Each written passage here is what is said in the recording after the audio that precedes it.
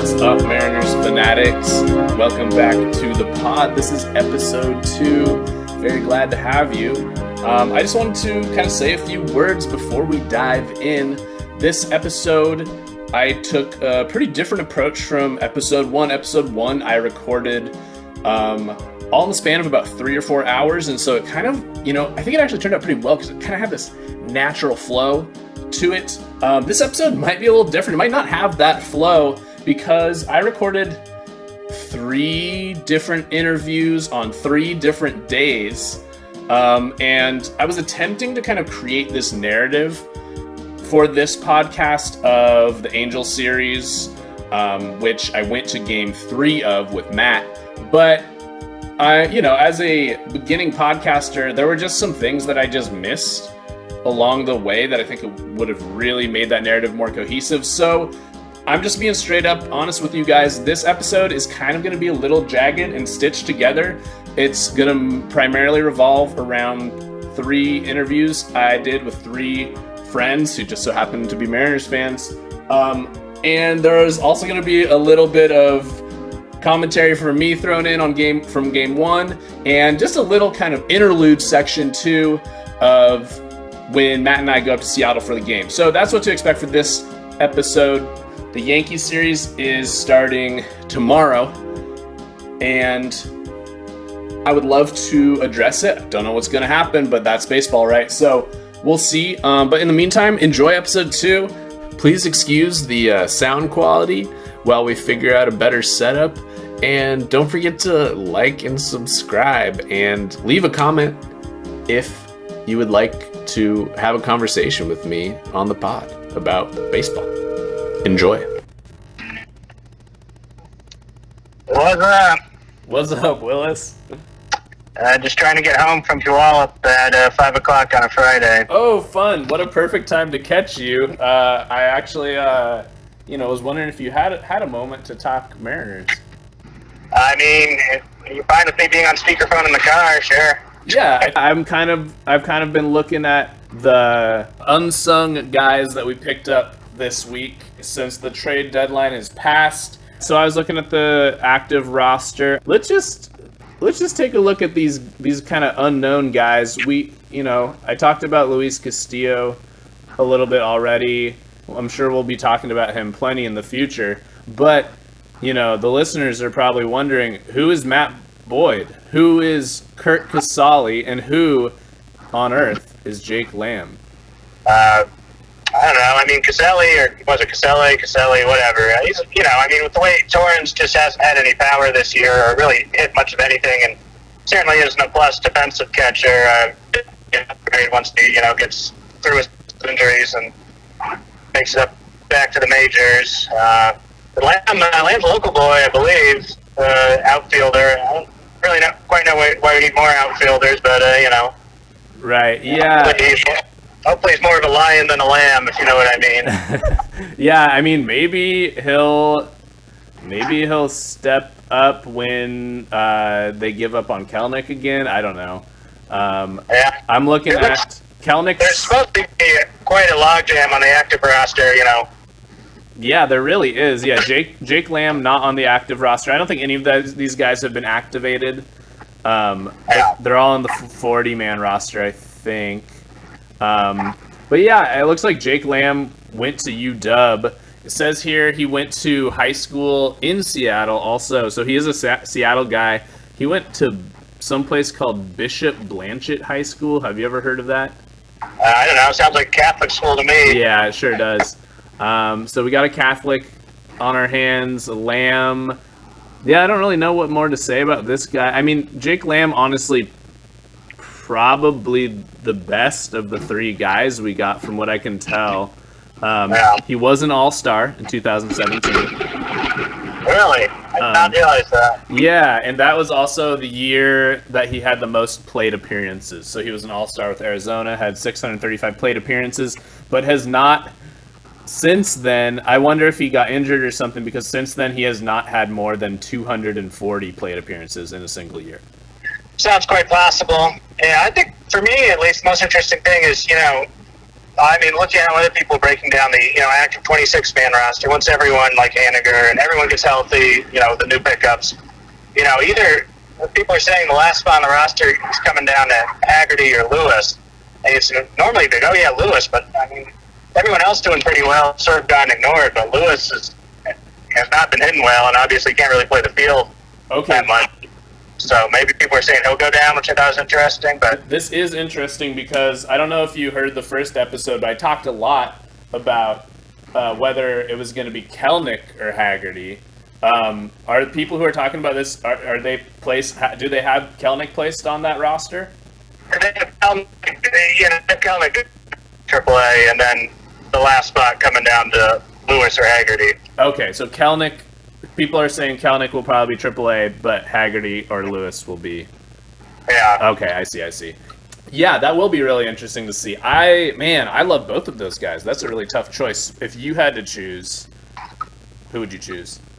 I mean, at this point, if Lewis, was fully healthy and could play the outfield on a regular basis and hit like he's able to, I mean, it'd be a no-brainer. But, probably at this point, let Haggerty up, especially since he has, he can play the infield too. I mean, but... True. And then, speed, Yeah, the way he's been playing lately is pretty convincing that he deserves that spot, yeah. And just like, if you're looking at a bench player, Haggerty seems, in terms of defense and pinch running and stuff, seems to have a leg up, Yeah, damn. But I think, Lewis, he's such a good hitter once he gets healthy and figures it out, Yeah. Do you think Casali is going to kind of take Luis Torrens's place, or do you think Casali was just picked up as just a kind of emergency catcher in case there's an injury?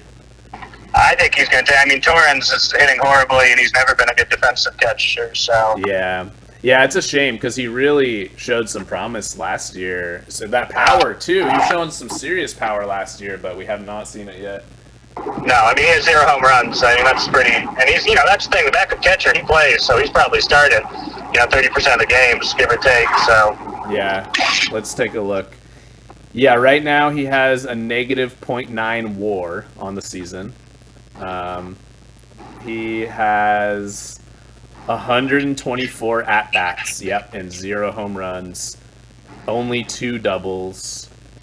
Yeah, that's pretty rough. He has a handful of hits, but yeah, he's barely hitting above the Mendoza line right now, and it's like his worst career season. So yeah, that's definitely disappointing. So yeah, I was looking at Casali too, and I think he has a 1.1 positive WAR for this season, and a few less at bats, but he has 3 doubles, 4 home runs, 231 batting average. So the offensive numbers look a little better for Casali. So I like Torrens as a guy, but I definitely see the value in replacing him with Casali, and then Torrens can be our emergency guy.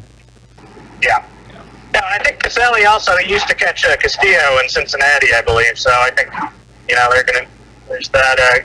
They have a good connection. Oh, so. yeah. I didn't make that connection. Yeah, he was with Cincinnati from 2018 to 2020. So yeah, that's a huge plus. I like that. Let's see. What else do I have on my notes? So yeah, Matthew Boyd. Oh yeah, also I was just gonna note, here's some things about Matthew Boyd, the pitcher we got. He in 2020 he led the league. Mind you, this is a short season, but he led the league in home runs and earned runs given up. So 2 years ago, he did not look very good. Last year was his first year with an ERA below 4. So I don't know. Last year was his best career year, and 3.89 ERA is pretty good, pretty average, I guess. Average good. But he is also a Washington guy. He's from Sammamish.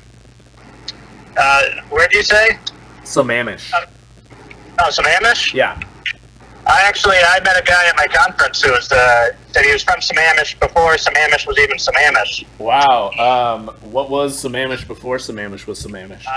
I think it's just like farmland or something. I don't know. Yeah. Well, Matthew Boyd, Jake Lamb, both Washington guys, so maybe some Washington energy will help, but also we probably just won't see very much of those guys. Those are probably just like, emergency tools to have. Matthew Boyd also went to Oregon State University, which seems like probably the most productive baseball school in the Northwest. Oh yeah, for sure.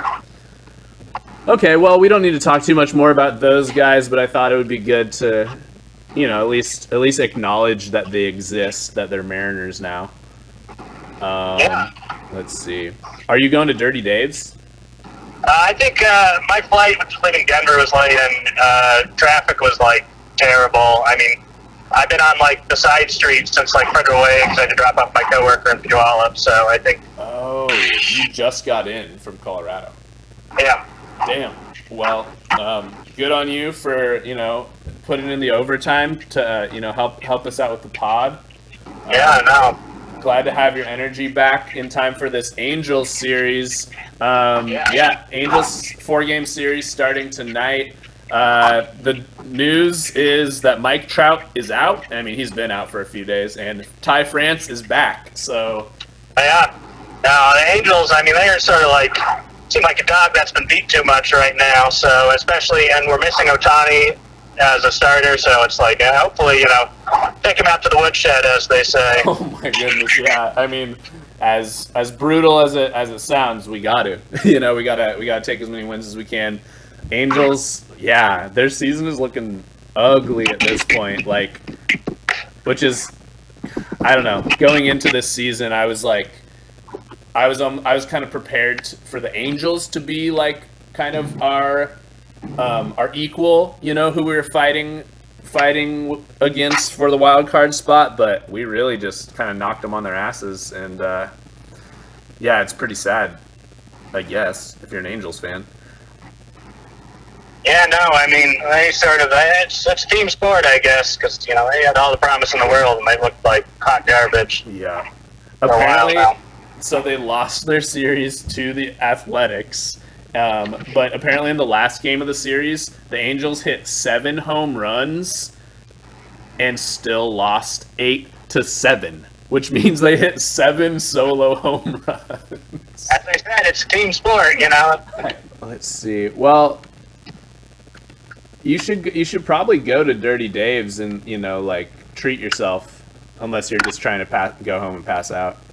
Well, we'll see. I'm gonna go by my place first, and then gonna drop my coworker's wife's gonna pick him up, and I'll just go from there. See how I feel. Right on. Okay, well, I'll let you go. I'll stop bothering you since you've had a pretty long day. Yeah, no problem. All right, yeah. Thanks for the interview, Willis. I'll talk to you soon. Yeah. See you, dude. Bye. All right, checking in from the midst of the first game against the Anaheim Angels since the brawl in June. This is the first time we have seen them since the brawl, and the landscape has really changed since then. Mariners right in it for the wild card. Patrick Sandoval pitching for the Angels in Game 1 right now, and he has the Mariners shut out so far. It's bottom of the 5th. Angels are leading us 1-0. Robbie Ray also pitching really well. I think he has 6 or 7 strikeouts through 5 innings. No glimpses of drama between the two clubhouses yet. I would imagine the umps probably warned them. Oh, wow. Right when I said that, they hit Adam Frazier with a pitch. People are booing. Just kind of grazed his jersey. I think it hit him in the belly button, actually. Oh yeah.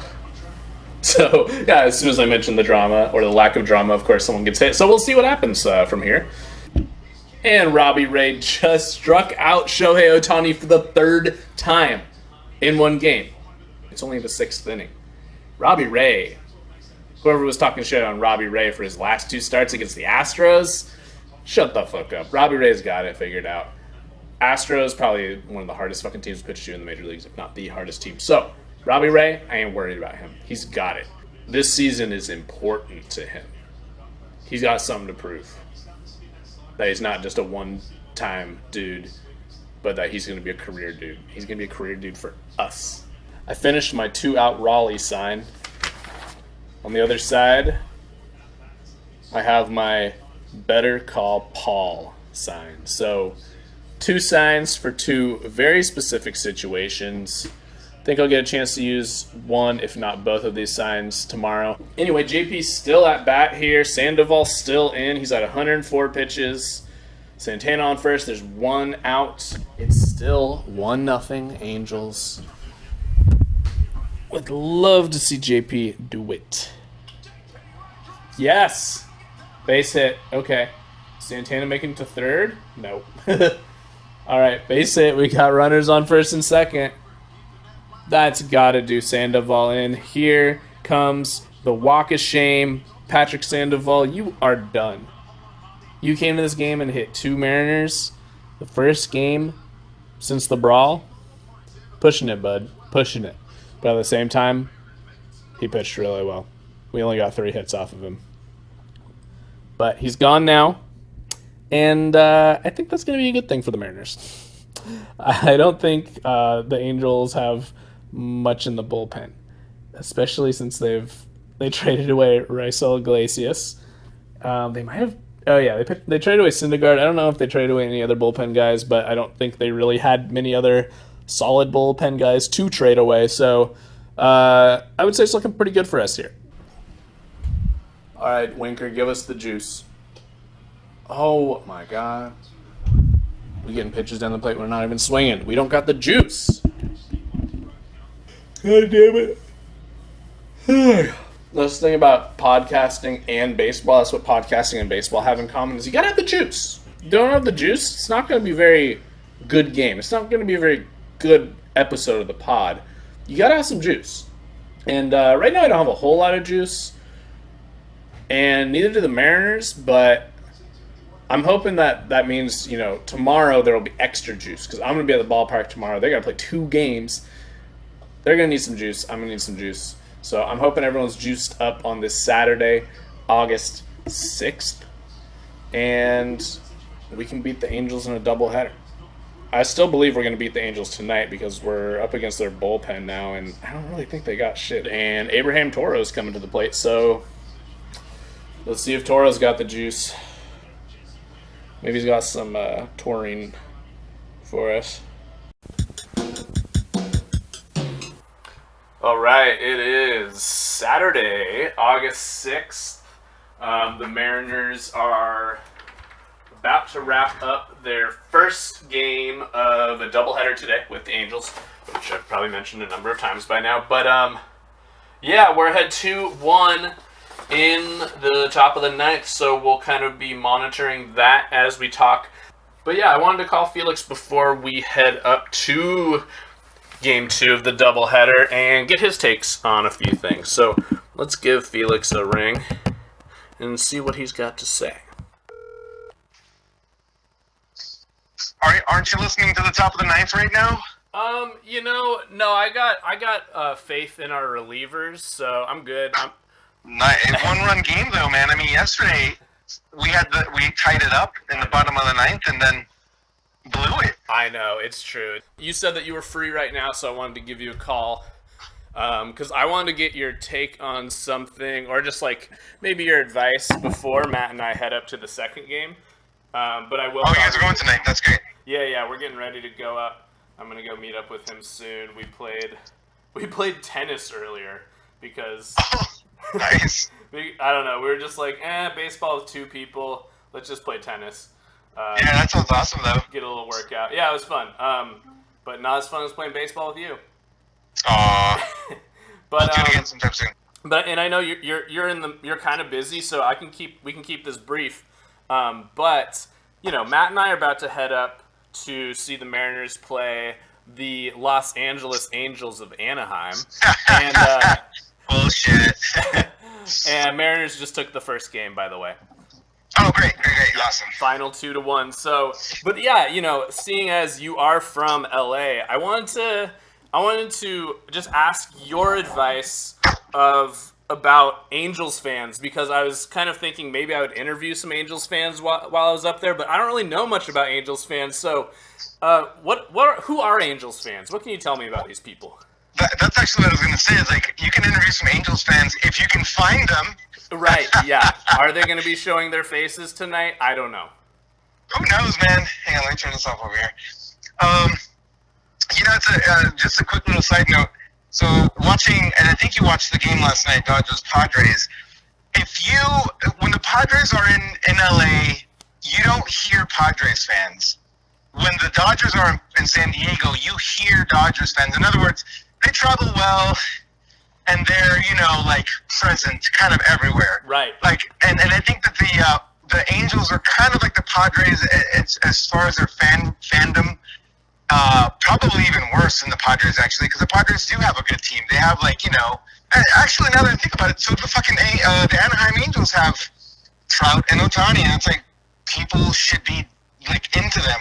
But strangely, their fans, they're not visible. They're not, that's part of the reason why I thought it was so weird going to the Big A, is that the fans there don't really seem like fans. They're kind of like shells of people. Like the invasion of the body snatchers that I mentioned to you. It's like these weird pod people that aren't really, they're sort of emotionless and spiritless. Okay. And so, that's my take on Angels fans. It's like I don't know any Angels fans. Even in the American League West, I mean, you got to figure with so many people moving to the Northwest from Southern California, you certainly need Dodgers fans, but I do think clearly there's a lot more Dodgers fans than Angels fans. But I have not met an Angels fan. I don't really know an Angels fan, at least that well. I'm thinking right now. I did meet one person, but this was 10, 12, maybe even 15 years ago. I met a cat who, I don't know why his family were into the Angels, but he was from Bakersfield, and I'm like, you guys were into the Angels? Why? I think maybe somebody who lived in Orange County and they became a fan and they just followed them. But even that guy, cool guy, I like him and everything, cool, musician type, but he didn't have the same passion for baseball even Mariners fans have so much more passion for baseball than Angels fans. That's my take, man. I mean, the Angels are a weird franchise. I mean, I think I told you this before when we first were hanging out, that the actual LA Angels that, were the minor league team, one of the minor league teams of the Pacific Coast League there in LA, they played not too far from where I grew up. And I didn't know that when I was growing up. I learned that, when I lived up here through, I think Ebbetsfield Flannels or some shit had some story. And I was like, oh, cool. I learned more about this thing. But I mean, once the Dodgers came, they just took over, the Dodgers were a big fucking, media juggernaut, and they cornered the market, and they obviously had so much success, and they had some classic players, and, Hollywood got connected with the Dodgers, and they became really, really cool, and whatever. But then, Angels have always been kind of not even in my worldview, kind of. It's weird. They're not that far from where I grew up in Orange County, but they have never been, even when they won the World Series, it was kind of oh, okay, weird. Yeah. Yeah, well, I mean, your reaction to me referring to them as the Los Angeles Angels of Anaheim was pretty telling. Yeah. It's like Artie Moreno and their whole media machine, they're trying to, of course, much like all the football teams that are now in LA, they're trying to, LA sports market is huge, and so they're trying to capture some of that LA sports market. But dude, LA is ruled by the Dodgers. I don't understand why they're not even in the same county, and it's the LA Angels of Anaheim. It's so dumb. And they don't even say of Anaheim anymore. Right, yeah. Yeah. It's pretty shameful. So yeah, if I were to interview or kind of, approach any Angels fans tonight to get on the podcast, do you have any ideas for what I could ask someone who is an empty shell who has no passion for baseball? I'm kind of at a loss. Okay, well, I do got to say, I mean, that's clearly a very general opinion, right? I'm not gonna say that like there aren't any passionate Angels fans. I'm sure there are. There's I gotta know. be. I should have warned you in advance that my goal for the podcast is hopefully to make people laugh, but also to kind of like stir up some kind of like faux drama. Talk shit. So Yeah, this is yeah, yeah. exactly what I'm looking for, Felix. I appreciate it. The Angels are a pretty easy organization to sort of mock and ridicule, especially when you have two of what many people consider to be the best players in MLB on their team, and yet they're fucking like sub 500 and completely sucky. You know what I mean? Yeah. It's weird. I was kind of thinking I could ask them like, hey, where do you think Ohtani is going to be traded next year? See, if you start off with that, clearly that's already starting with a loaded question. Obviously assuming that they're going to be trading him, and likely maybe they will. Yeah. But yeah, that's up to you. Like, you determine how you want that conversation to go. If you want to be a little bit sort of confrontational, argumentative, so to speak, then go with that. If you want it to be more like just have a conversation and get to know them, and clearly be like, hey, how long have you been an Angels fan? What's your favorite thing about being an Angels fan? Yeah. I don't know. Whatever. I joke that I would say something like that to a complete stranger in an Angels jersey, but do I actually have the balls to like do that? Probably not. Yeah. Well, get a couple drinks in you. Yeah. I definitely will. You'll find somebody that you can take, like a 15-year-old kid. Maybe not even 15, you 12-year-old kid. Perfect. Yeah. That'll be. Hey kid, your team sucks. Oh god. But okay. Well, okay. Enough about the Angels. Do you have any quick takes about the Mariners? Well, when I moved here, when I was a kid, I knew about them because of Ken Griffey Jr. I like everybody, and I dug Ken Griffey Jr. But Mariners were outside of my worldview as well. Ultimately, because so much, the Dodgers were enough, and there never was a direct, competition between the Dodgers and Mariners, right? So, for example, like the Giants, clearly that was always a thing that you're aware of, right? But not the Mariners being in a different league and different part of the country anyway. So why I say that? Well, because when I moved here, I kind of became a Mariners fan. It's like, oh, cool team, has a cool history, cool legacy, cool players. I remember Ken Griffey, and then learn more about the team. Then, through Felix Hernandez's time here, that was really cool because he was a great pitcher, right? And he did so much for the team. Unfortunately, the team never did anything for him, so to speak, right? Like he didn't have an offense to support him or like a great rotation to back him up. Yeah.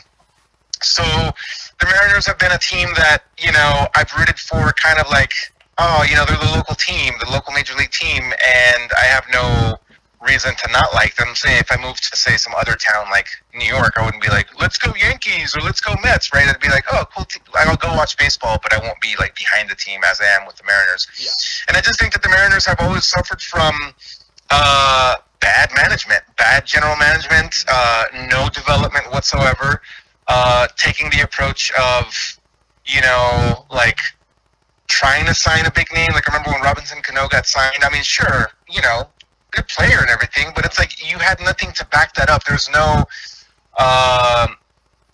supporting cast. Do you know what I mean? Yeah. There was only like the lead protagonist, and then like where's the rest of the story going to develop? Like you have no supporting players, no role players, no like minor league players that are eager and hungry to come up and like fucking like make a splash. Right. And I think I'm used to that. Of course, again, going back to my original Dodgers fandom, it's like I kind of knew that. I just understood that way of developing a team. Yes, you do need big names. Yes, you do need a Robbie Ray. Yes, you do need a Luis Castillo. But you need like a Logan Gilbert and like Chris Flexen, and you need Mitch Haniger, Kyle Lewis, or through trades, Kelenic. I don't know. I haven't been following him much. I know he was like coming back from injury or something. You need Juan Soto, like drafting well, developing well, and having a constant flow of players that, contribute. And so anyway, I didn't see the Mariners doing that, and it made sense to me that they couldn't, get into the playoffs because they didn't have that. And it was unfortunate that Felix Hernandez,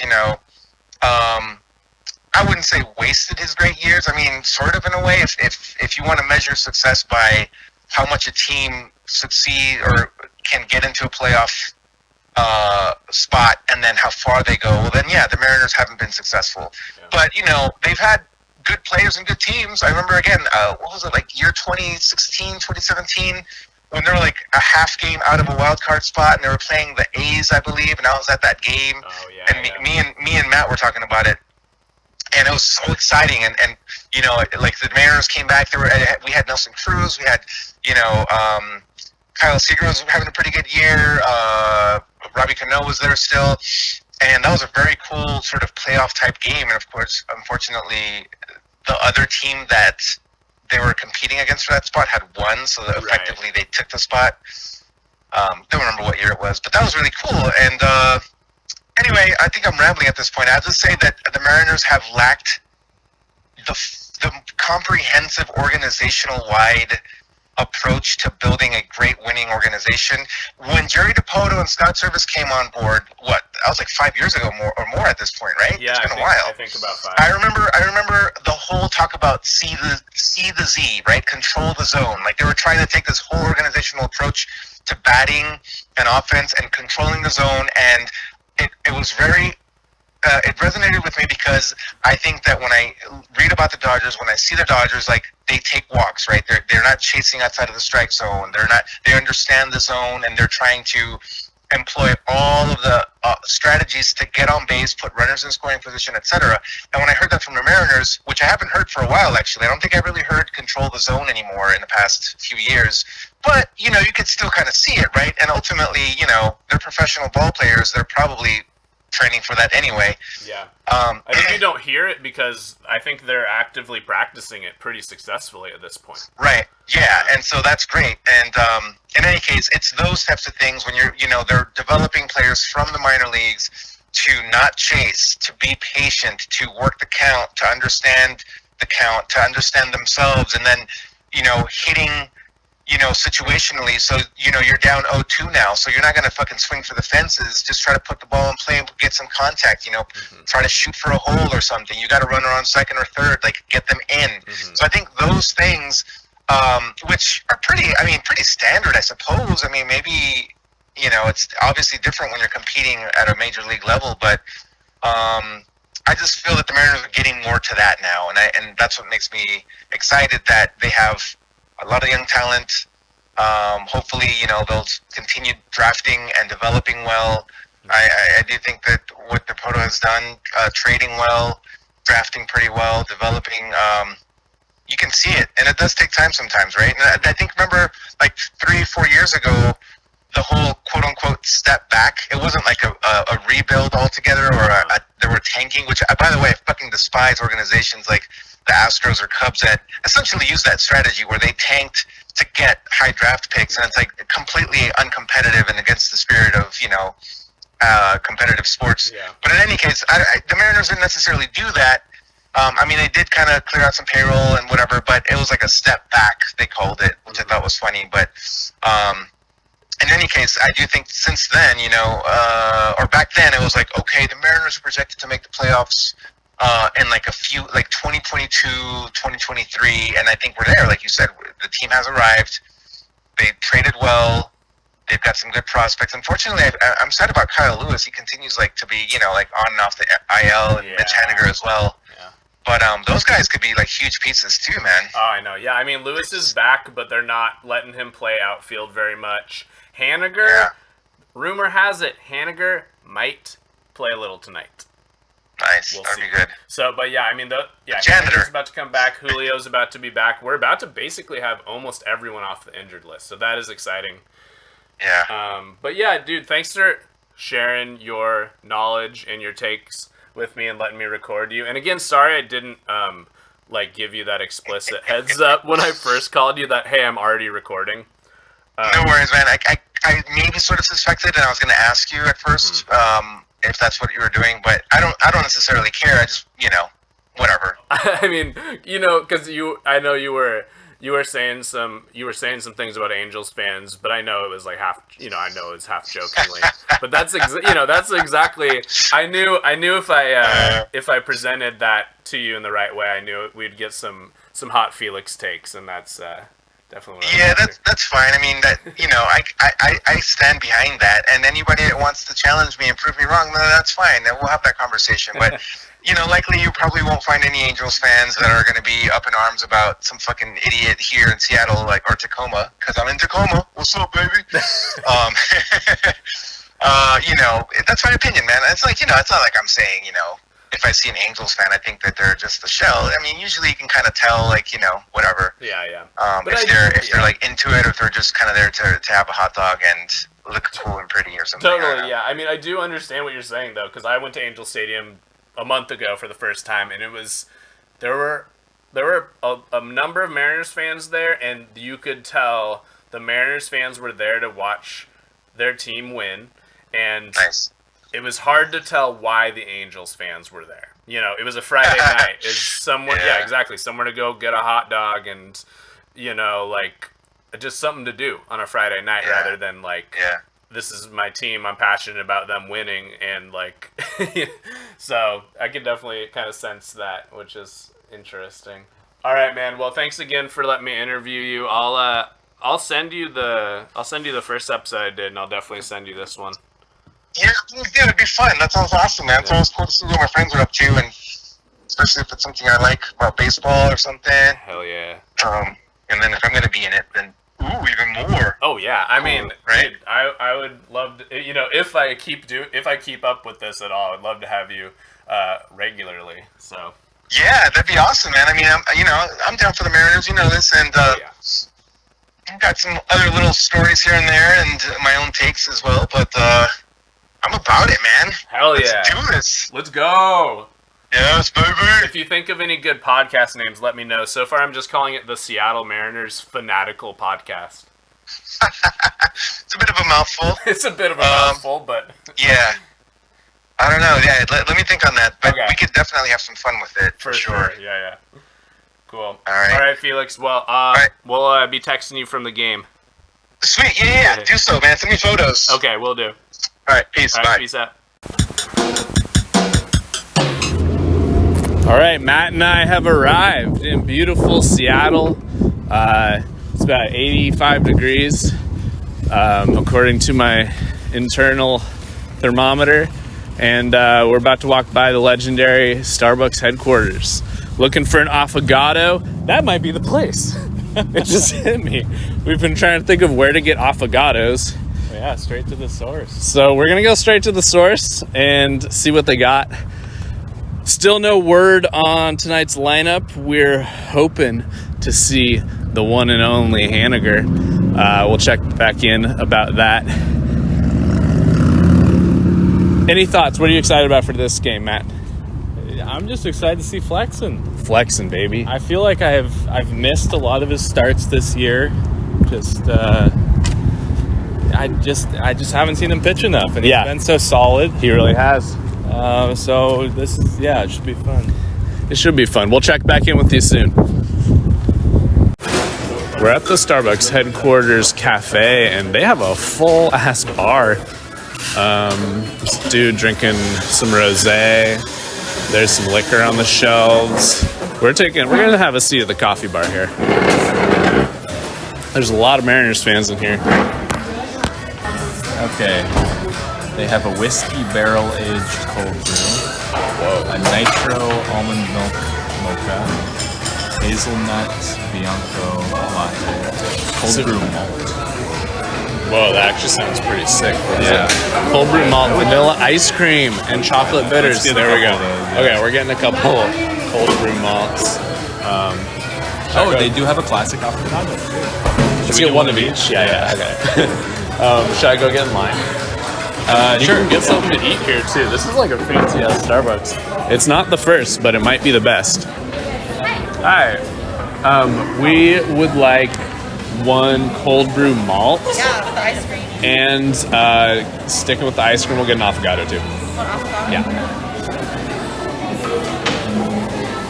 And you also got pizza? Yeah. Anything else?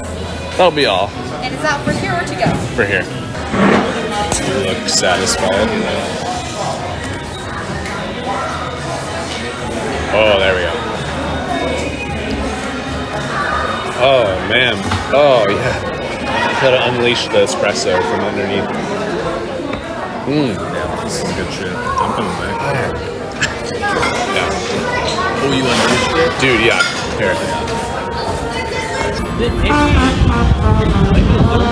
Is where the kingdom Yeah. This could have been. It was shared. They shared the kingdom. So like, Yeah. they had to replace it. Oh, that's so dope. Man, they said tickets were available today, but like, there's a lot of people. Yeah. Pretty well attended. Yeah, I mean, the game, I think it's still an hour away. Yeah.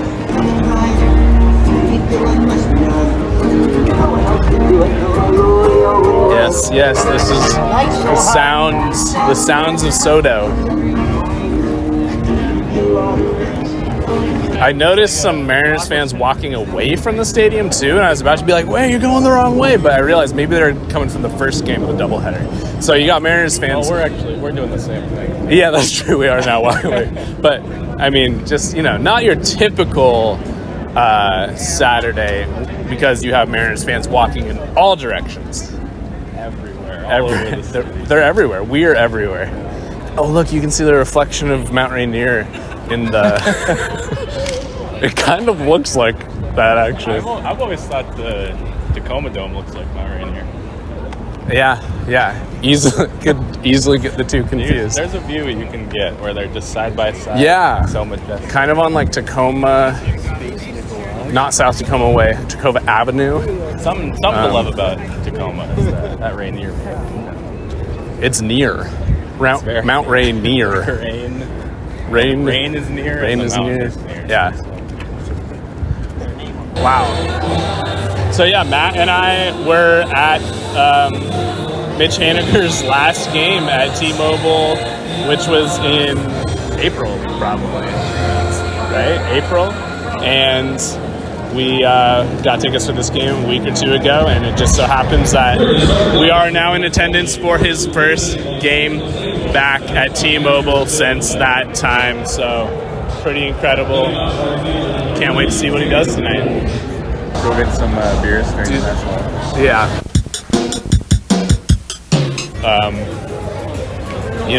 Can't win them all. In fact, if you won them all,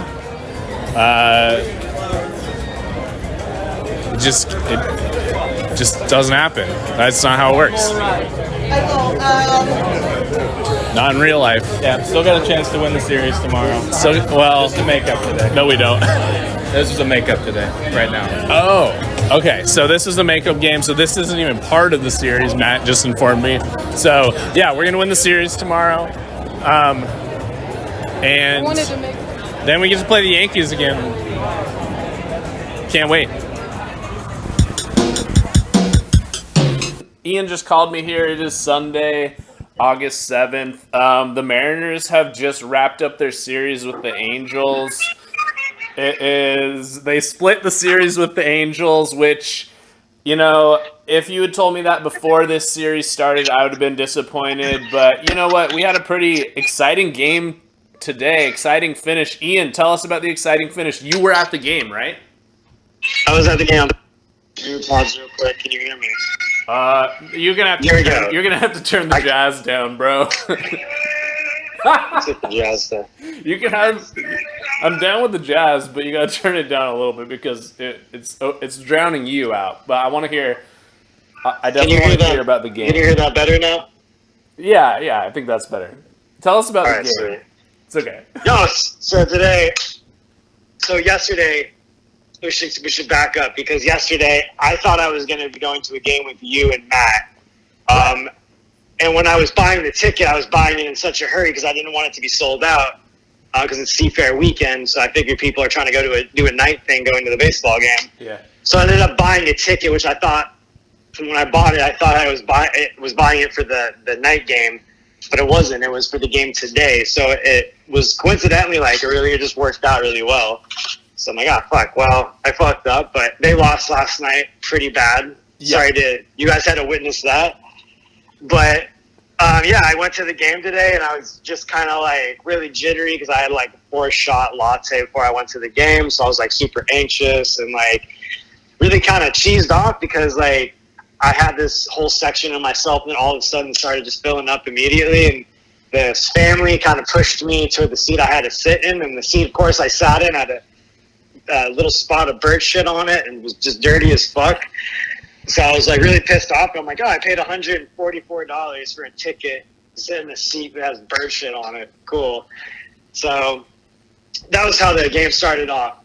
But then just I kind of found my groove, started enjoying myself, kicking back, getting into the cheering.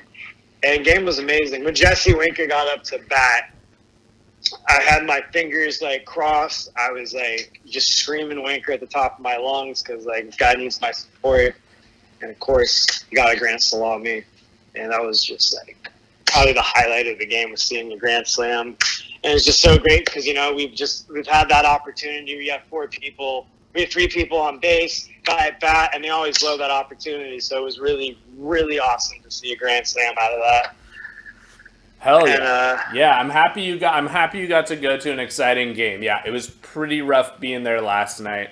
Happy for Winker. What else? Anything else notable about the game?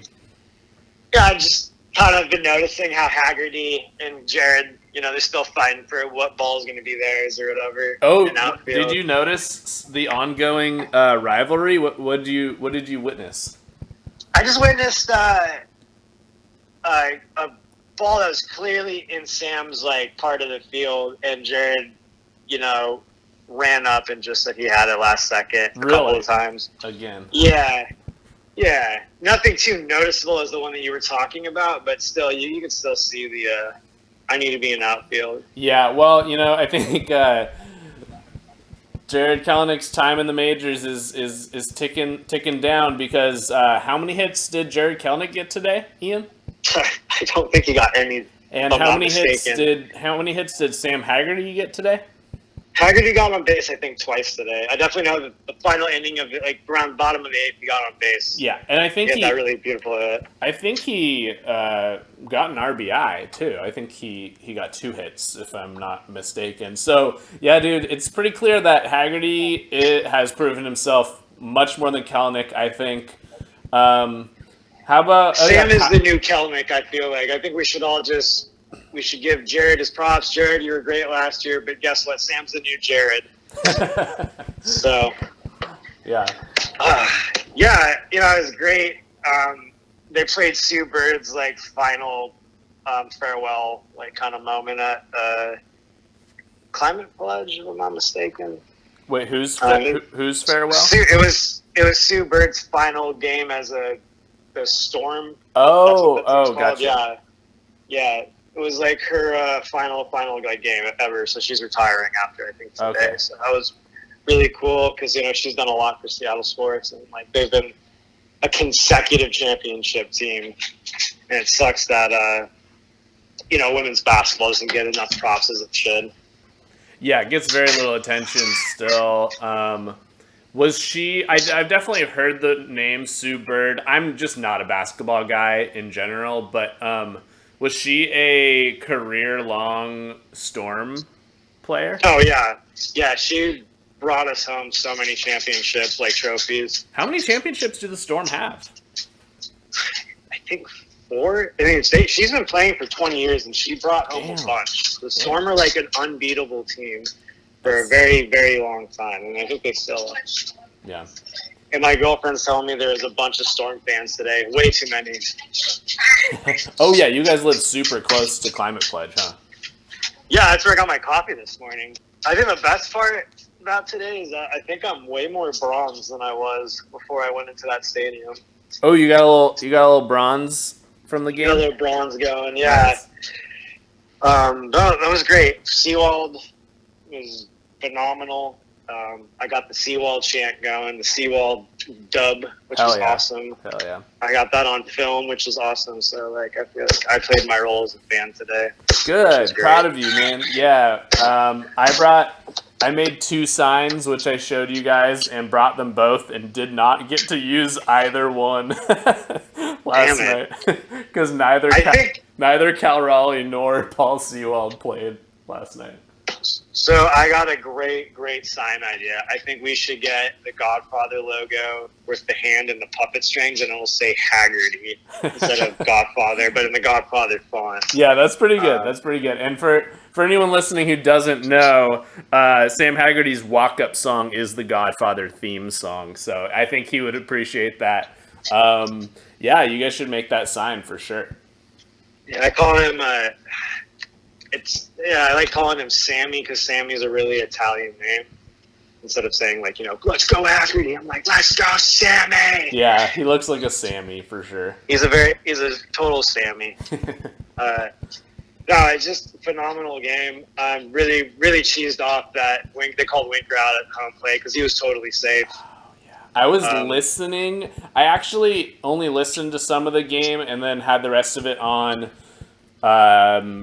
what's it called? Game Day on the MLB app because I was working on editing the pod. So nice. But yeah, so tell us about the play at the plate. What happened there? Give us the setup. Well, so we saw on the scoreboard, the big jumbo screen. His foot was on the plate before, like the tag. It was a very close call, but like you clearly see his foot touching the base before like the tag is official. Damn. Did they challenge it? We challenged it. Yeah, we challenged it, and it was clearly he was safe, and the entire fans were screaming "safe" at the top of their lungs because we knew it was safe. You could see it. And then those 4 assholes just said like, "Oh, call in the field stands," and like it was fans just erupted. If we had been like a certain team that plays in New York, the beer bottles and cans would have been flying on that field. Yeah, but because we got a little bit more class, we didn't really do that. So that's true. Mariners fans, we got class. We do have class. We're really good sports. And that's one thing I always remember is as much as I hate the Angels, their fans were really sweet to me when I went to that ballpark as a visitor for my team. Yeah, they actually... No assholes or anything like that. Just really down to earth people who just love the game and and every time I'd gone to Angel Stadium, it was like a season where they were not good at all. And my favorite line I ever said to a fan there was Mike Trout got up to bat, and I don't know who was pitching at that time. But I turned to this dude who I'd been talking to the entire game, and I said, "Watch Mike Trout smack it out the park right here." And I called it because that's what happens every time with the Mariners and Mike Trout is that he slaps it out the park. Yeah, when I went to see the Mariners play at Angel Stadium, Mike Trout hit a home run. I'm glad, Ian, that you're giving some praise to Angels fans because earlier in this episode, I had an interview with Felix, who was, we were having fun, really, we were poking a lot of fun at the Angels fans. So I'm glad to have your perspective to balance it out a bit. But yeah, I think in my perspective, when I went to Angel Stadium, everyone was really nice, and there wasn't really there wasn't really this competitive spirit. It was just like, hey, we're at a ball game. What's up? How you doing? Yeah, and it was just really cool. There's another guy that I ran into at the concessions during that game, and he was just like, "Yeah, don't worry, we're not assholes like the Dodger fans. We'll let you cheer your team on." And I was like, well, you guys have beaten us.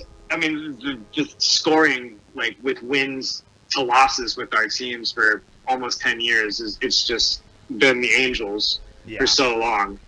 And it's first time in a decade where it's oh my god, the roles have switched. We're actually a good team. Mike Trout has been punishing us for years, so it's just the flying salmon, dude. The flying salmon is just like the flying fish. Excuse me. I'm thinking of Tim Salmon. They've had so many players with fish names. I On know that they team had. for Wait, so long. Tim they- Salmon and then Mike Trout. do they call Mike Trout the flying fish? I think I just kind of made that up. Oh, okay. Yeah. I like it. I'm Yeah. a little heat stroked right now. I only had coffee today, and I've literally been in my seat the entire game because I didn't want to get up and move. Yeah, get yourself some water. You know. Oh, I got some water right in front of me right now. Speaking of which, your water.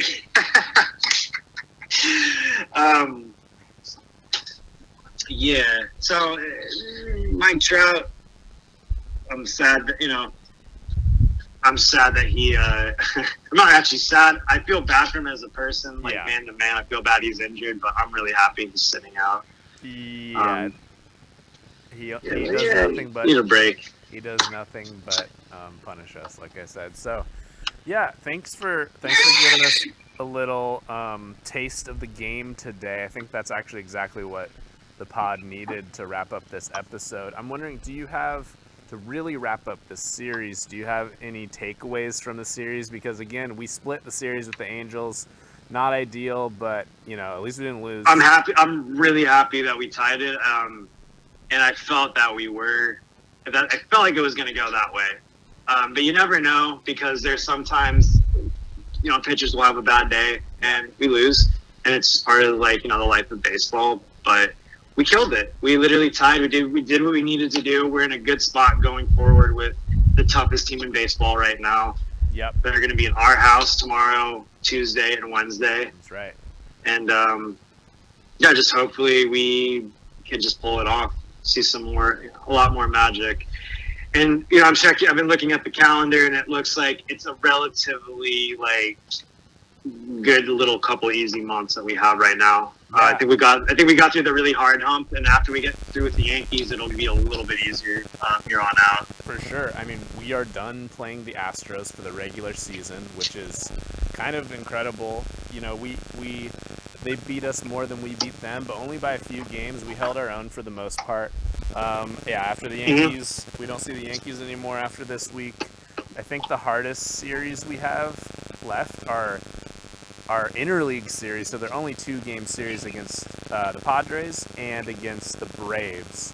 And other than that, I saw the Braves were coming up in September. Yeah. yeah. Other than that, yeah, I think our schedule's looking pretty good in our favor. We just gotta be playing our best ball, though. Haniger's back. Really happy about that. Julio should. He had a be great back. game today.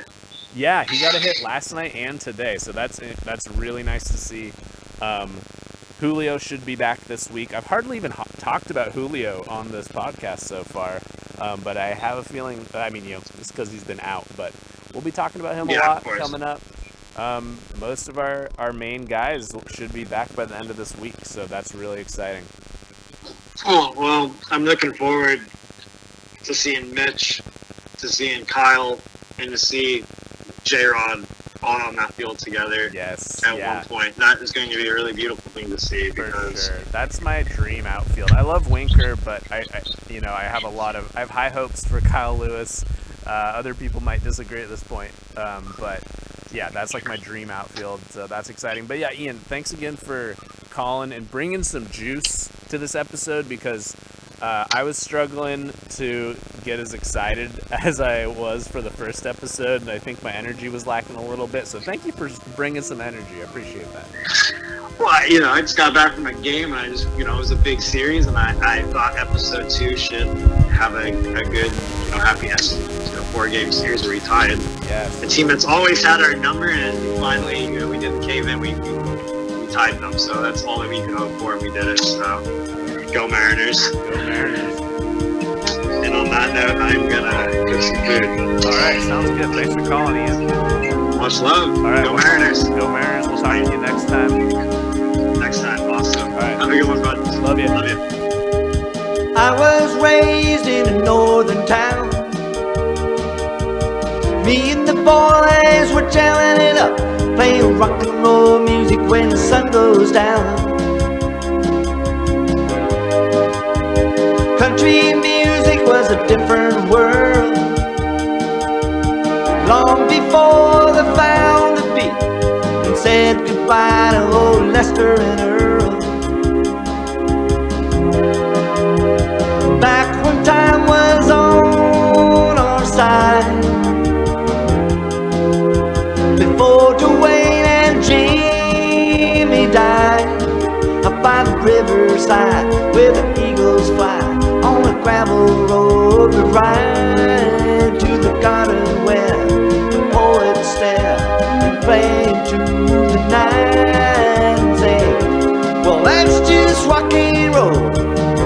Yeah, but those are country boys playing rock and roll on a country road. I never really knew the girls I applied. I never took the time to see behind the door where the secrets lie. She was all alone, it seemed. She never really had the chance to catch and hold on to a dream. Up the mountain road we ride, away from all our fears we hide, by a canyon creek where the waters speak. We dream into the night. As the time goes on, the dream is won, the song becomes the light. And she says, well, that's just rock and roll. I say, yeah, but those are country boys playing rock and roll on country road.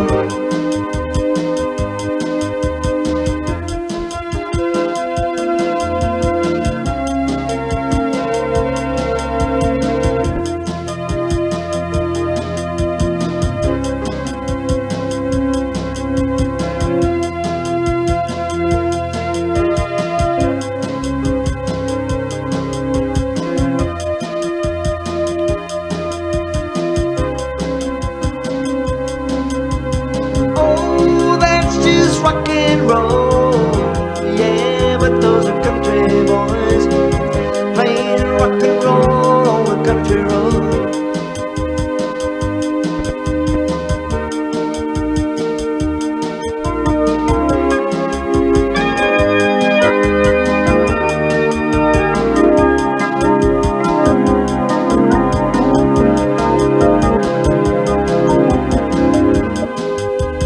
I was raised in a northern town.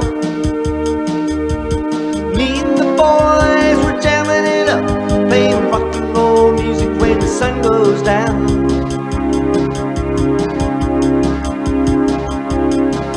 By the riverside where the eagles fly, on the gravel road we ride.